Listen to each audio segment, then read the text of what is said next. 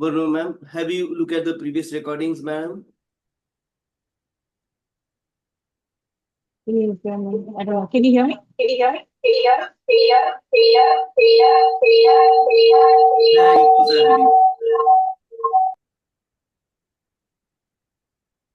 is due to this. I don't know.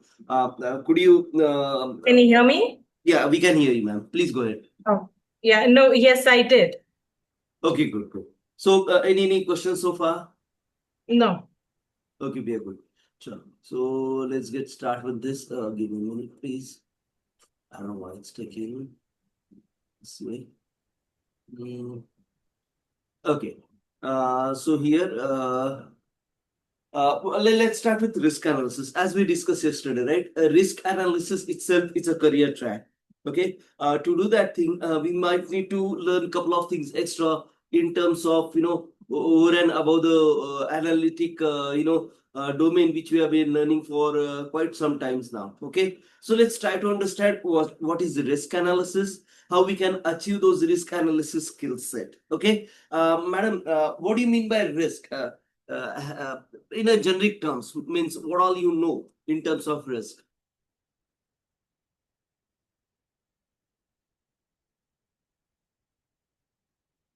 Varuna ma'am, could you hear me? So I don't know what you said. Okay, could you explain what do you mean by risk in a generic term? Oh, risk analysis?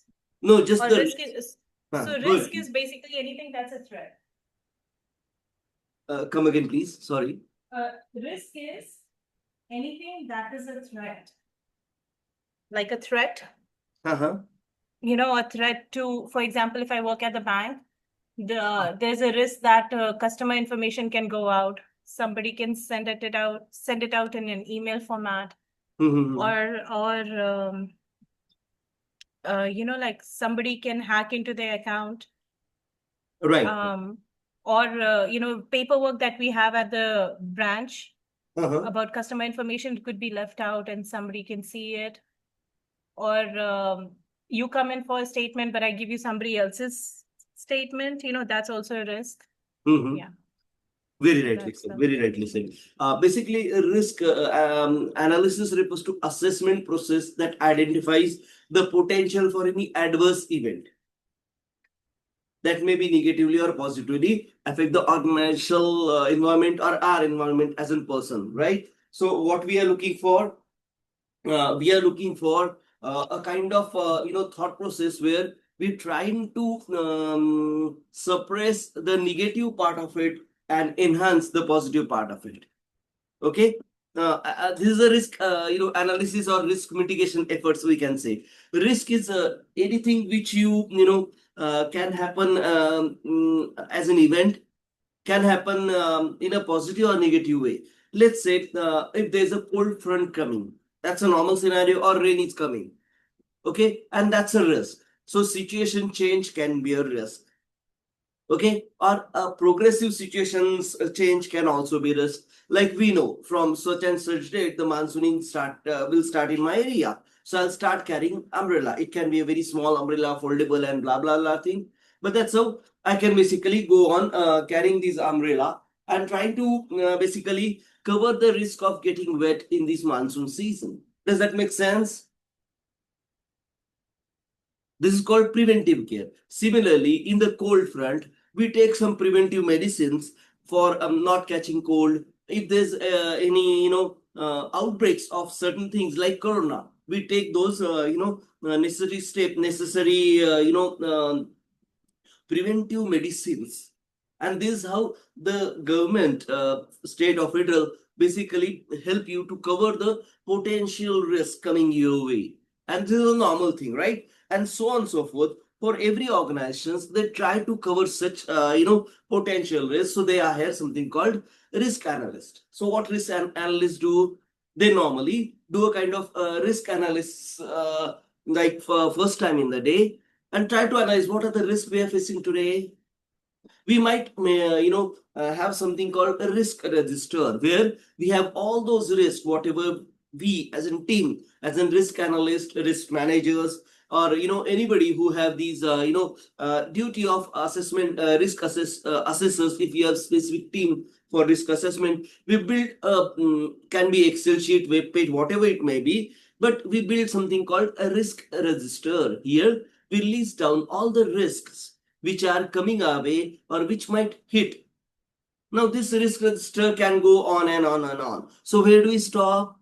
We basically try to cover the risks which are more prominent, which are more, their probability of occurrence is more. Their, weightage to that risk, or the, what you can say, damage covered by the risk is too huge, or the, profit or the positive thing which are coming our way from this risk management is too, from this risk ignorance might be a huge thing.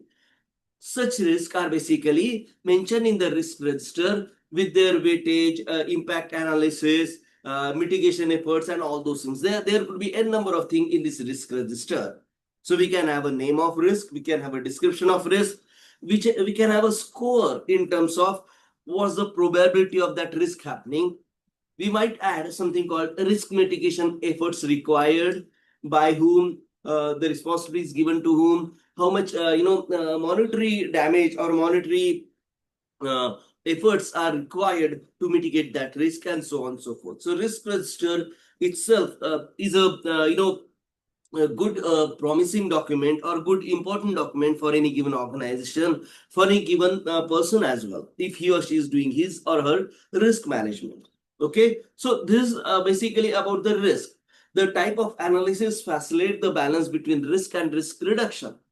Risk analysts often work with forecasting professionals to minimize the future negative unforeseen effects. Could you understand what we just talked about? Yes, sir. Okay. Yeah, I get it. Okay. So you can explain this thing in the simplest possible term.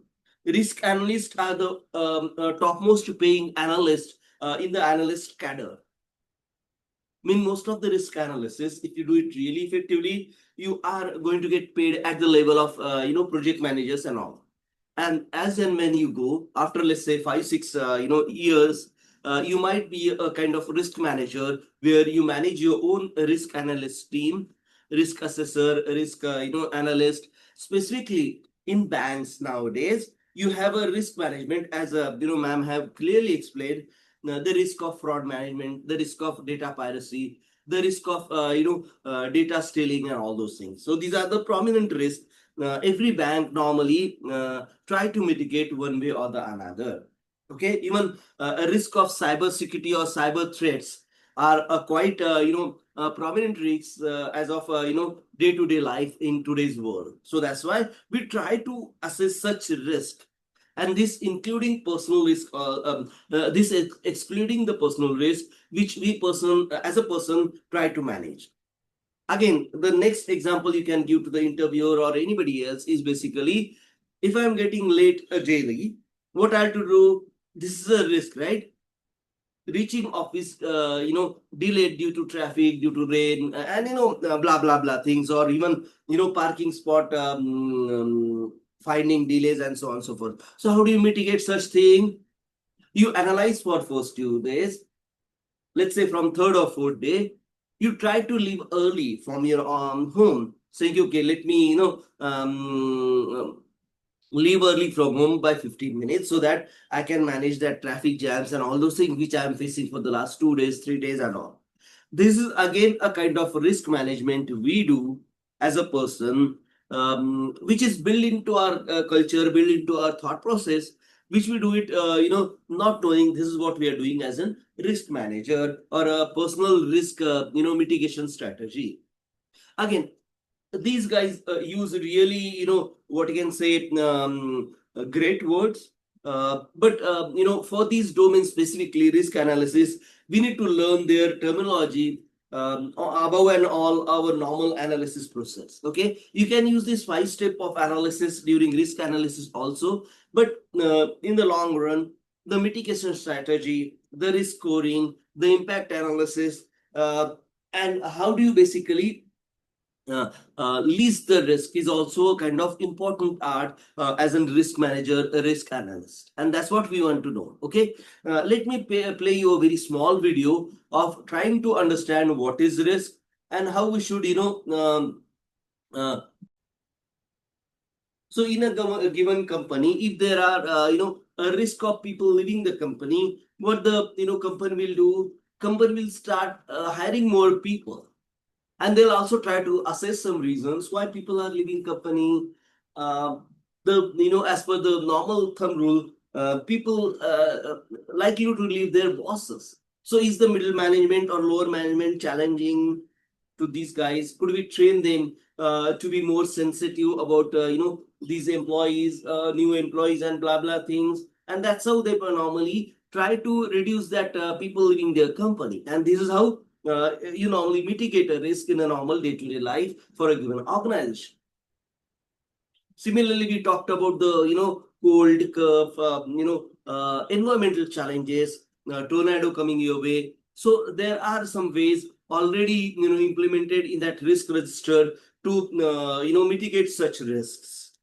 And these things are normally always kept live, kept reviewed day by day by risk analyst, risk manager, and the team of such risk mitigation department within your company. It might not be a big department, but it's really crucial department nowadays, because there are number of risks coming your way day by day, and we need to mitigate that in a scenario where we'll try to address heavy impact, heavy probability risk, and how do you address those things by creating a risk matrix. So risk matrix is a table like share on your screen. There are risks ranging from high likelihood of probability, high impact, low impact, and so on and so forth. So all those risks which are extremely probability or extreme impact. Probability is like the probability or likelihood is like likelihood of occurrence, and impact is basically the financial damage it can do to you or to your organizations, and so on and so forth. So if Can I ask you a question? yeah, please. So usually people who are, risk analysts and all, do they have like certifications for compliance and all that? Yeah, there are certifications available for risk analysts, but normally, madam, like cybersecurity, even risk Yeah. analysts don't have any standardized certification. But Okay. so normally you don't have to really spend time and money. But there are some online courses also. So if you go to let me share those details with you after our session, Yeah. so that you can go and Okay. check out. Thank you. There are some certifications which are available. If you take their Yeah. session for 10-15 That's enough then. Yeah. yeah, and there are Got it. hardly any fees there also. But yes, this is a Got it. great career path. If you have, if you think you have these, tendency or kind of what you can say, habit of analyzing risk. Okay, then you can be a really great what you can say, risk assessor or risk analyst. And believe me, there are these are kind of, we can say, basic instinct or basic traits you normally born with, or culturally enabled in these areas. So yes, there are some really good risk assessor. When they start day with risk assessment, we might call them pessimistic most of the time, and that's a way we normally share these things. But believe me, these are really great assessors, and we should basically keep a good tab on such colleagues which are really great to point out a risk coming your way.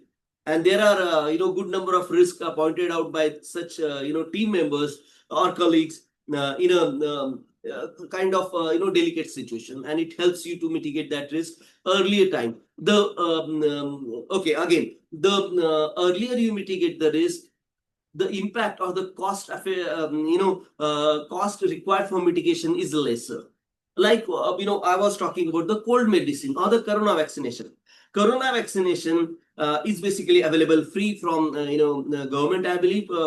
But still, if you even purchase the corona vaccination, that syringe, that injection, it'll hardly cost you a few dollars. But if you at all caught up corona, it's really deteriorate your health, deteriorate your immune system. So you are in a big soup. Means you are in a critical health challenge if you caught corona one way or another. That's why prevention is much, much, much better, much, much, much, economical to you in many ways. Be it a health, economic concerns, and there are many such time wastage and all those things. So that's why risk mitigators are a great colleagues to have, great friends to have, even if they try to discuss almost a pessimistic view of day-to-day life as well. So that's why it's a good trade. If you think you have, please do these things. I'll share those links with you. Okay. And if you need anything, I'm there for you. So it's really great career plan. Okay, Sure. sounds good. Yeah. Sure. Now, how do you basically? Oh, come on. How do you normally do this risk analysis? And again, these are the generic steps which I'm including here, because risk analysis itself is a career track itself is a great what you can say great opportunities in terms of job aspirations as well. But here we are just getting warmed up or trying to understand that domain. Okay, so let's try to understand what are the steps in risk analysis. So first step can be identification of a risk. Now, what do you mean by identification of a risk? Okay, after all discussion, anybody want to comment on how do you identify risk? I'm just talking about in generic terms. How do you identify risk? Identifying risk is basically, seeing if there is some form of what do you call something that's not happening in order, like for example, not keeping the door closed, locked at night. Right. The main door locked at night.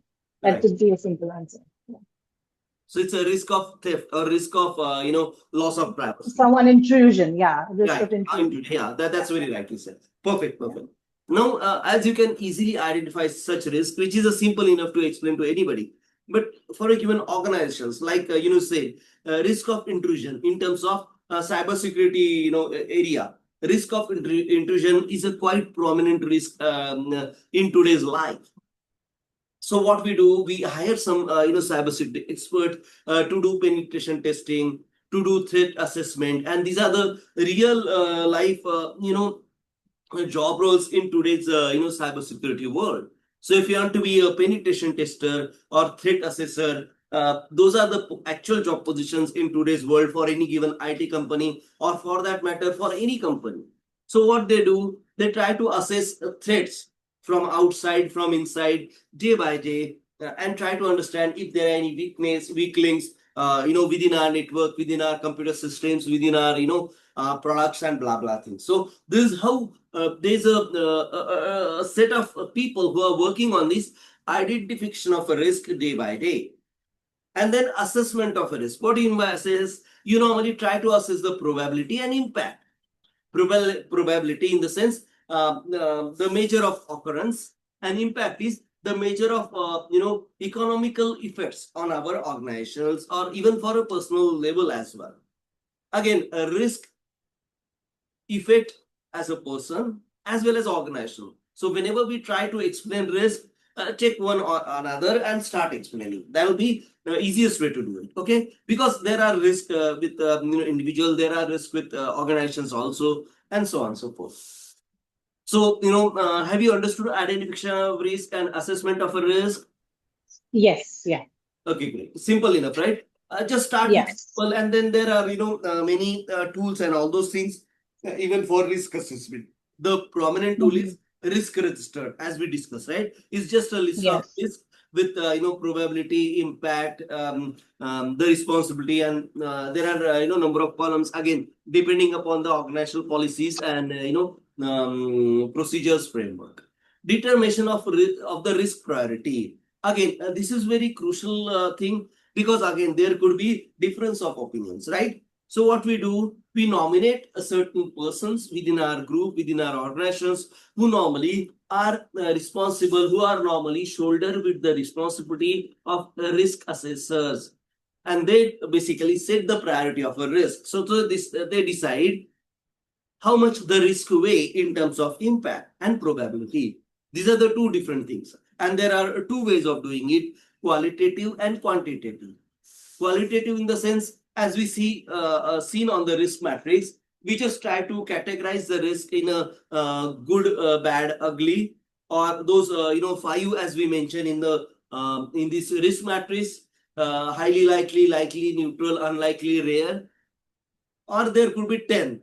Here we have mentioned 5. So 3, 5, 10. These are the qualitative risk assessment. Okay. Now the quantitative risk assessment, again, these are the big sciences developed. How do you quantitatively measure the risk? Here, what you try to do, you try to weigh that risk in terms of probability with a number. And these numbers relates to standardized risk mitigation numbers either released by a great institute like Carnegie Mellon, or great bodies like project management bodies, or risk analysis bodies, and all those things. And we try to consider one of those weightage numbers to adopt within our organizations, and we normally go with that risk score. So risk score is a result of probability, impact, and the other factors which you are considering within your organization. And it's called risk score. So risk score is also a part of risk register if you are doing quantitative risk analysis. So there is a qualitative and quantitative risk analysis. Again, this is really a big stuff. I can give you all maths formulas and everything, because I do risk assessment for a couple of project management bodies within our region. But still, it's again it's a way of doing risk audit. And if the company have chosen quantitative risk assessment, it takes a bit longer time because there are mathematical formulas involved. There are adaptations of various such scoring guidelines which are released by your local bodies. Those are also involved. Okay, so that's why determination of risk priority can involve qualifying the risk in terms of either quantitative analysis or qualitative analysis. Does that make sense? Or am I confusing you? Yeah, it does. Yeah. Does make sense. How about you, Sahil, sir? Yeah, that's okay. Okay. I'm just trying to explain you superficially. But again, as I told you, it's a different, job role or a different career track as well. Okay. If you are There interested, is any kind of tool for specify the risk analyst, something like that? yes, sir, there are softwares available. Again, wherever you join, right, they will provide you the training as well as the way they use software. Again, as I told you, right, for a given Yeah, region, that's every company have a different software, so they're gonna provide us the not training for one everybody day or here. 3 days, No, right? whenever you join a certain term, okay, when I was working with Enterprise Rent a Car, it's a Crawford group. One of the, when I was working is a 7th number group in the world in terms of asset holding. So it's a big group, really, great group, great brand for that matters. They had a company called I forgot the name of the company. They had a company who developed an Excel sheet for such risk management. So they used to, update that Excel sheet almost on a daily basis. So within a team of 45 people, there are 3 risk assessor which are labeled persons. So I was a team lead for multiple technology, and I was one of the risk assessor for this, group of team member of 5. And we used to, revisit this risk scoring each morning within a time span of 10 to 15 minutes. That's the, normal process implemented in a Crawford group. So what I used to do, there are, let's say, 25 qualified risk as of today. So for each risk, I'll score them with a probability, that's a likelihood, with the impact, that's a monetary value, or monetary impact of that risk on our organizations, on our day-to-day life, or on our group in that scenario. And that's how we used to submit this risk report out of 45, 3 people to the risk assessment group within Enterprise Rent Car. And this is how it works. Okay. Now here we were just using Excel sheet. This was in 2006, 2007, 2008. nowadays, most of the company might have an Android applications where for on a given day, all these risk assessor might assess the risk while coming to office or while sitting on their office chair early morning or whenever the time allotted by the policies and procedures of that organizations. Does that make sense, sir? Does that answer your question? Yep. Yeah. Now, this is a kind of plan of action which is adopted by the organizations.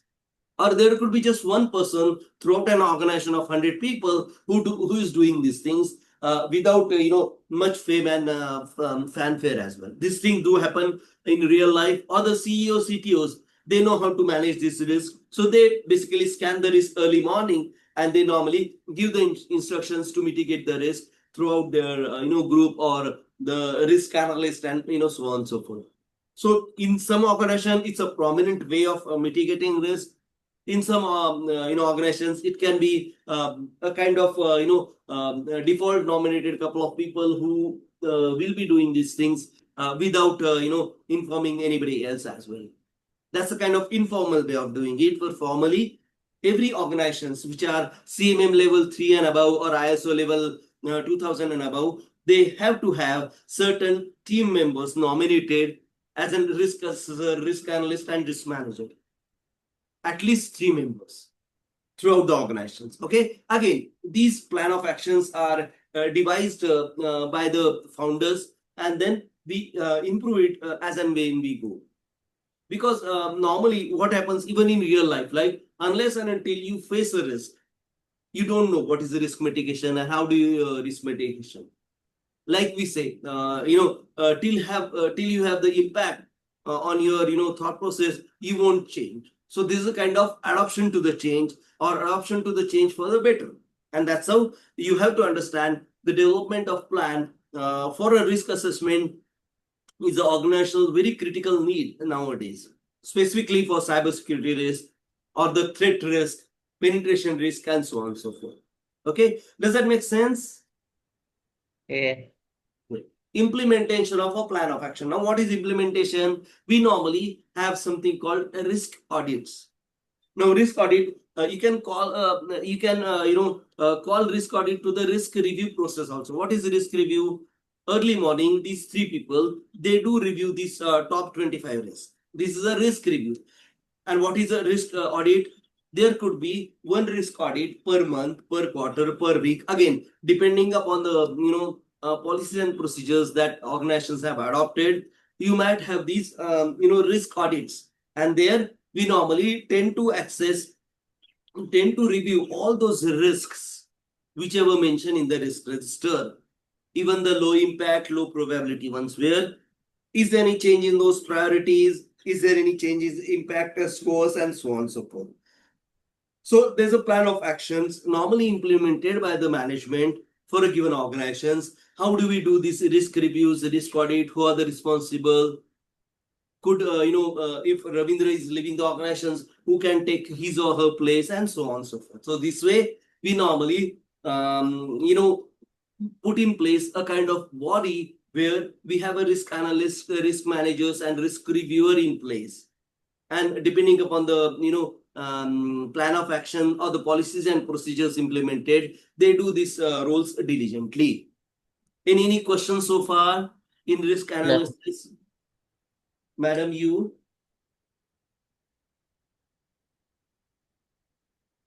Okay, no problem. No, sir. Nothing. Thank you. I am not following with it. Sorry. You were saying something, Sai, sir? I cannot say, ma'am saying. Okay, no problem. Now, the last tool, as we discussed, is called benchmarking. Again, like risk assessment, benchmarking also we do inherently or without knowing also. What is benchmarking?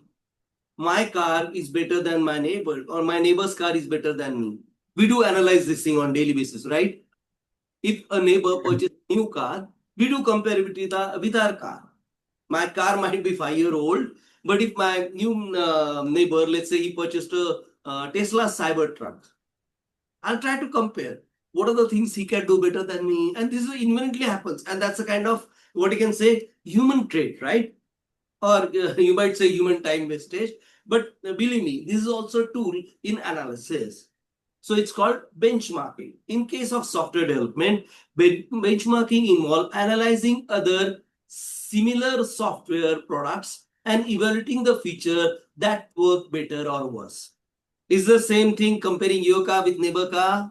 What do you think? Could you hear me? Yep. Do you think it's a similar what we just reading here? Benchmark, yeah, like I mean, you're comparing yourself to a certain standard, right? Like to Right. somebody a certain standard. Yeah. And mostly the female gender is more inquisitive on this scenario, like my dress, your dress, and those kind of scenario. Pardon me, I'm not being gender biased, but that's a trait I think we have in women. They try to analyze these things inherently. I think mostly kind of our cultural learnings as well, but that's how I analyze as a human categorization of male or female. Male normally ignorant of other race or other cosmetics and all, but female parts, they are really inquisitive, or they do analyze constantly. Am I right, ma'am? No disrespect to you or any other females, ma'am. Are you with me on this? That's part of her nature, yes. Exactly. So don't feel bad. It's a good thing, frankly speaking. So whenever you're trying to do benchmark, let's say I have a software product of a let's say I have made a Excel sheet for risk analysis, and I'm supplying it to few companies.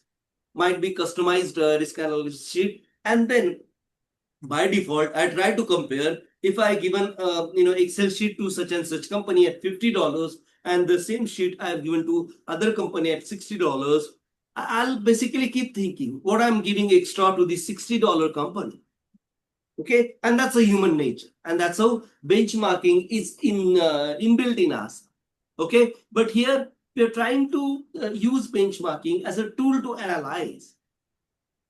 This is the simplest way to understand. Furthermore, benchmarking techniques in this area are related to software testing that helps to find out errors and monitor and evaluates the evolution.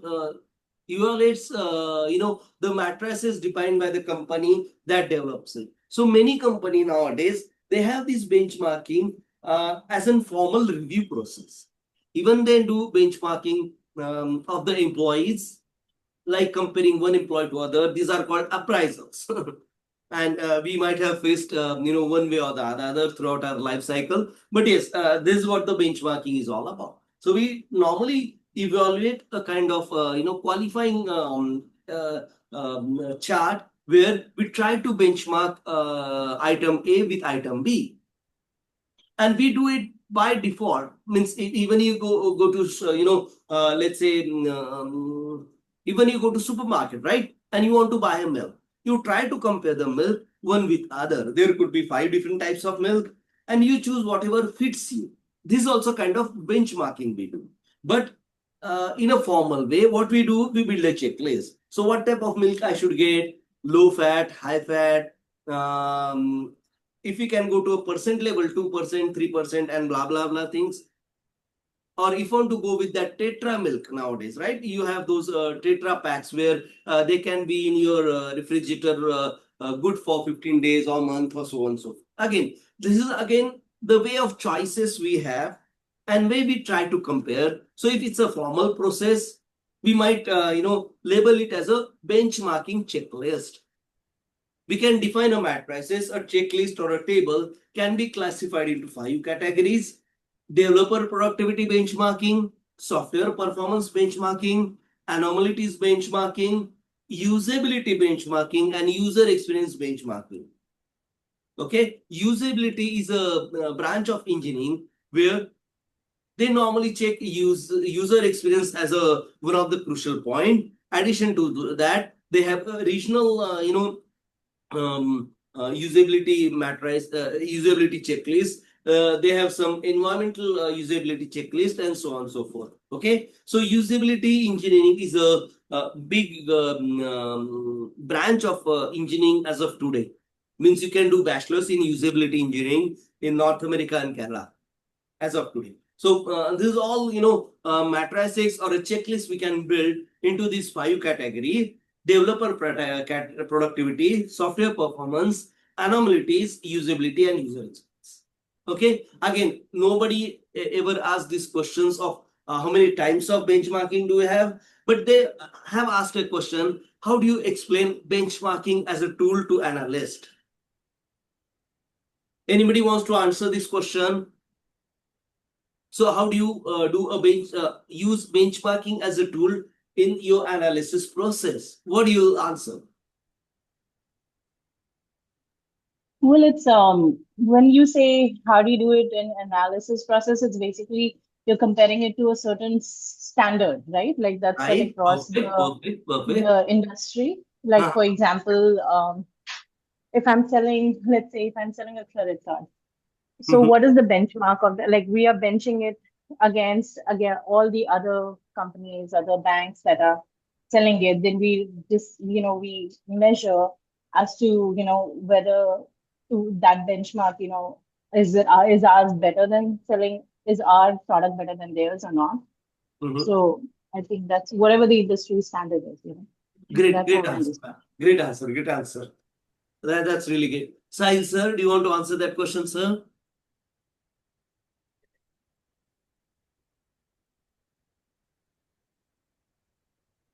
Hello, Sahil sir. Yes. So how do you answer what is benchmarking? Or how do you use benchmarking as a tool in our analysis process? I don't know. We just discussing these things. Have you understood benchmarking, sir? Yep. Small. Okay. How do you explain benchmark? Let's start with that.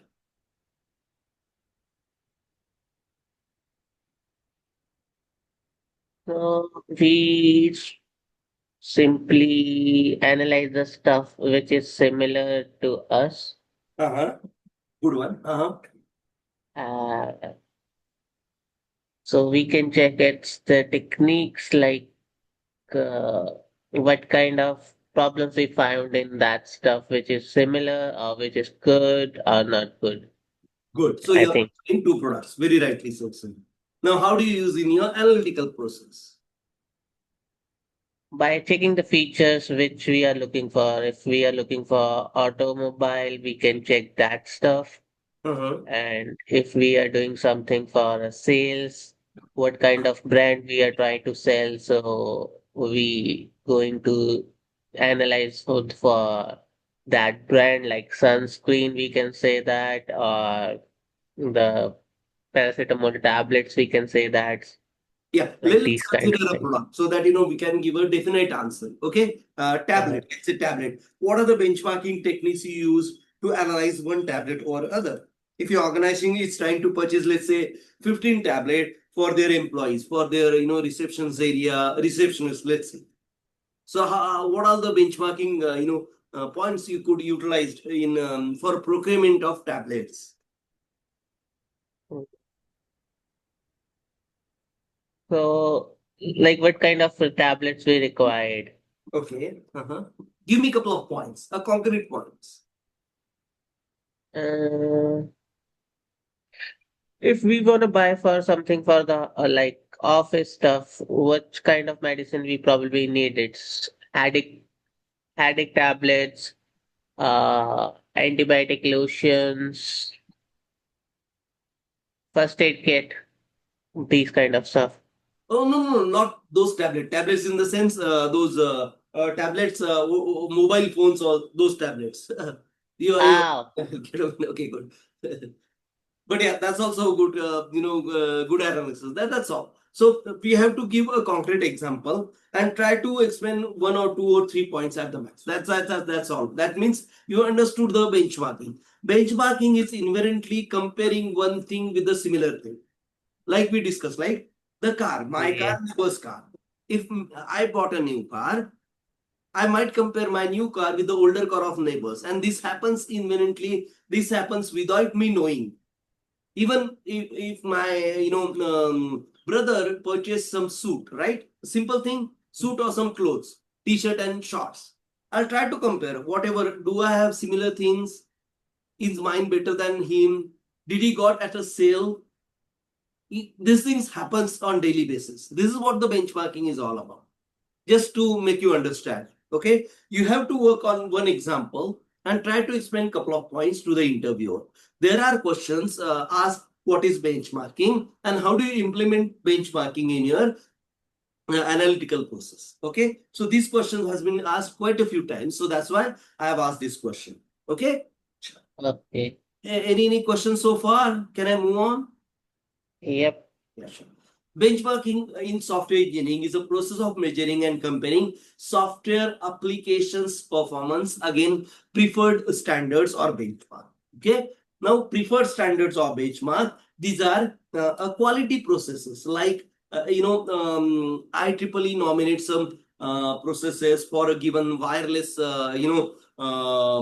radiation, wireless frequencies getting emitted from a given wireless router or mobile phones for that matters. So we have a complete benchmarks for that. Now benchmarking is assessing our product against that benchmark or against similar product in the market.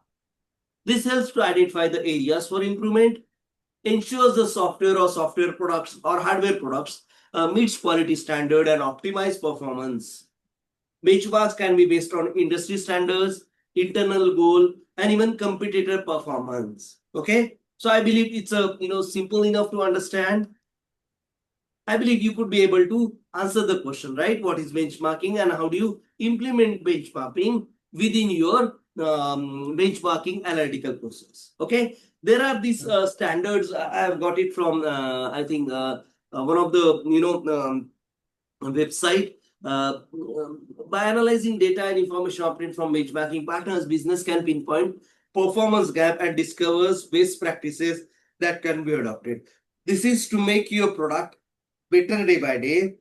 This is to make your business processes better day by day. So it's a kind of continuous improvement process also. That's why it's included in quality standards.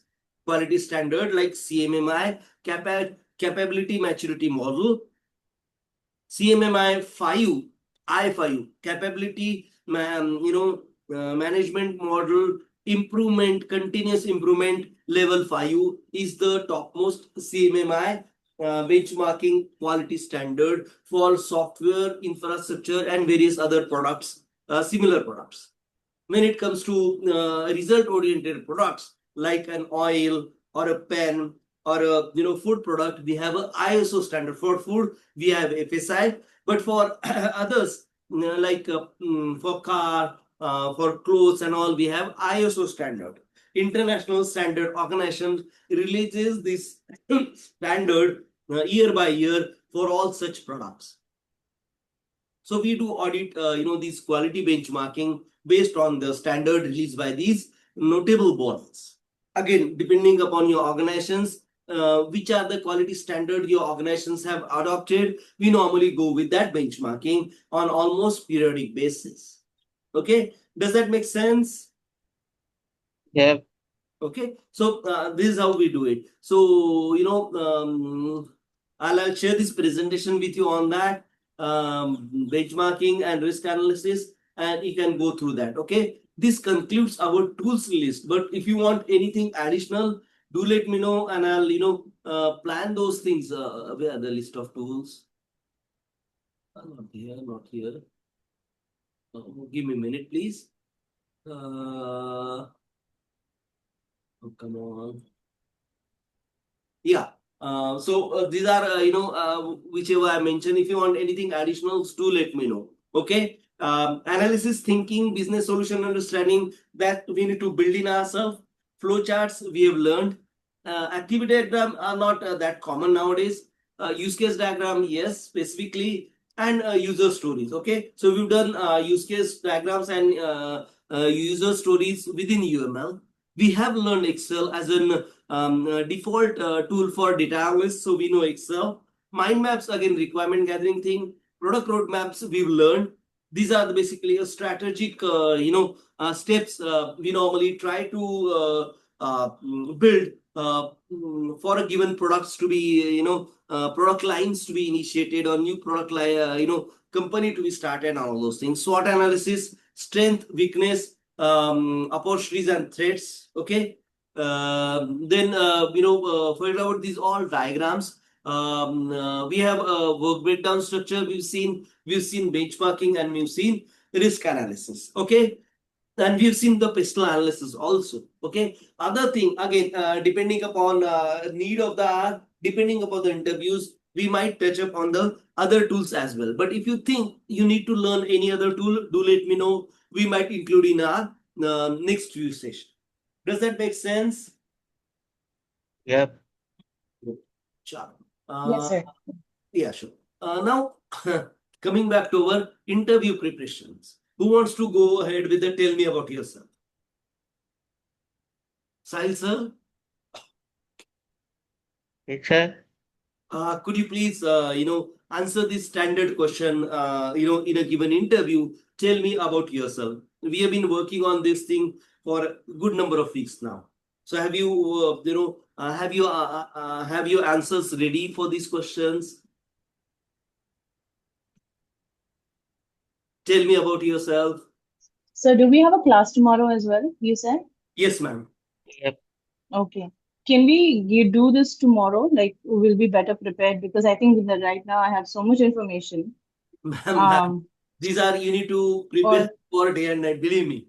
And that's why I Okay. kept it here as a So surprise. when you say tell me about yourself, should we discuss it as a business analyst or data analyst or both together?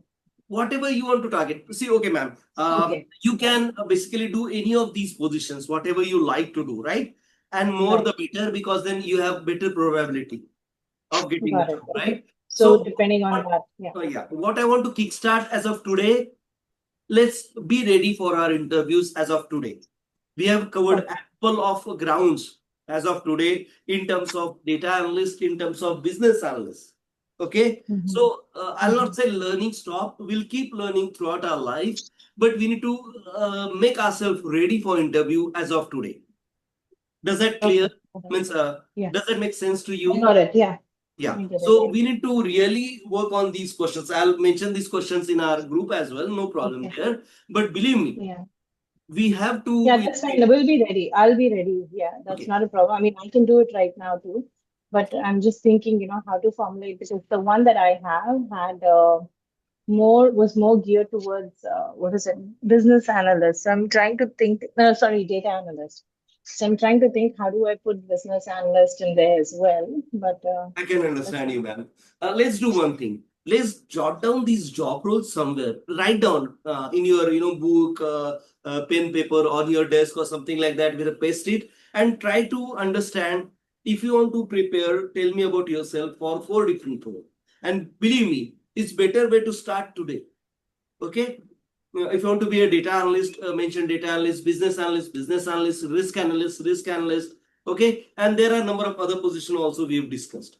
Okay. So please, so let me tell you something that I have. Okay. And then we can go from there. Take it up from there. Sure, ma'am. That's really good. So this one here I've kept it a very generic one. So for example, hi, my name is Varuna Krishnan, and I'm a business analyst. I have experience as a business and data analyst. I've worked closely with stakeholders to understand business needs and translate them into data-driven solutions. I specialize in gathering requirements, analyzing data trends, and creating reports that support the strategic decision making. My role involves using tools like SQL, Excel, Power BI to identify insights and improve processes. I have bridged the gap between business goals and technical implementations to deliver actionable results. Great. Just mention Excel. I think you forgot to mention Excel. Oh yeah, that's true. Excel yes, I forgot to mention. Yeah, no, I did actually. SQL, Excel, and Power BI. I did. Yeah. Okay, sorry. I misheard you. Sorry, pardon me for that. So that's really good start. Believe me. Means you're good. It's like, well-being is half-done kind of scenario. I really like that. Great, man. Okay. Now just whatever roles you want to target, Bill, tell me about yourself like that. Again, I'm not trying to being a pain here, but this is a part of life. If you are ready with this, and you should be confident. And I know you are almost ready to go to bed kind of time right now. But believe me, we need to ready in terms of such questions. And I'll also share some, question banks with you, which we need to prepare. And then we'll have a couple of interview practices, and which are a need. And then we'll basically Okay. have a call with a senior HR person, and we'll start basically marketing your profile, even applying for job on some listed website as well. And I'll guide you on that. But we have to start those things, right? We are almost at the end of June, right? We have started at the end of April. So we have almost consumed 2 months as of now. But still, so we need to get start kicking. That's how I feel it. If you feel feeling otherwise, please do let me know. So we should start searching for a job. We should start interviewing, frankly speaking. So for that, we need to be prepared. Okay. Does that make sense, Sahil sir? Yes. So have you worked on? Tell me about yourself, sir. Yeah, I have it. Could you please, or it can be generic. I can understand, as madam have discussed. Please go ahead, sir. I just write it down. My name is Sahil. Mm-hmm. I'm living in 20705. I began my career as a data analyst and the business analyst with 10-year experience, Mm-hmm. turning complex into actionable insights for business growth. Mm-hmm. I'm also leading the team member of 10 peoples, Mm-hmm. and I am proficient in tools like SQL, Excel, Google Sheet, Power BI, Tableau. Mm-hmm. Wow. I- I'm also comfortable for data modeling and building the dashboard for stakeholders. And I always work with the organizations to grow more, get the problems from the data, what kind of flags we are seeing while data analysts. So we work on it, make the new strategy for business growth, and these kind of stuff we do it. Okay, we don't say these kind of stuff, but okay. That's why We I need told to you practice. that. Nini, we need to practice the way I suggest, and don't take it otherwise. You need to Mhm, practice it in front of your mirror, sir. Which is in it, because mhm. it should happen like flow. The way Purna ma'am have explained, right? This should happen in a flow. You might be reading from somewhere, but the flow should be there, and we should, ignore things like stuff, this kind, that kind. No, there are concrete answers embedded in. Tell me about yourself. Otherwise, you are basically losing the trust of the interviewer, sir. And that's what I have learned. So, I'm just sharing my learning. Can I be wrong? Yeah, I can be wrong, but still, let's go ahead with I'm right now, and that way, we'll learn. Okay, so try to write down these things and practice before mirror. Please don't feel bad about these things. These are the some small steps which will make us more, what can say, straightforward, more connected with the interviewer, and so on and so forth. Okay, so please don't feel bad if I say anything, to you.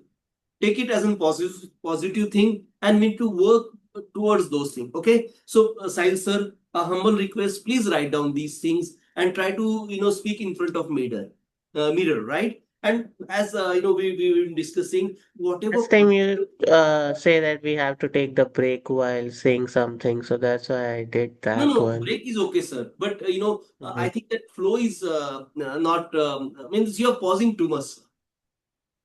Could you understand me? Don't take it otherwise. But that might be your way of speaking, way of communicating. So you can reduce your speed. But it should look like a flow. Have you heard Atal Bihari Vajpayee, sir, speaking? Yeah, Yeah, he no, speaks really I slow. never did.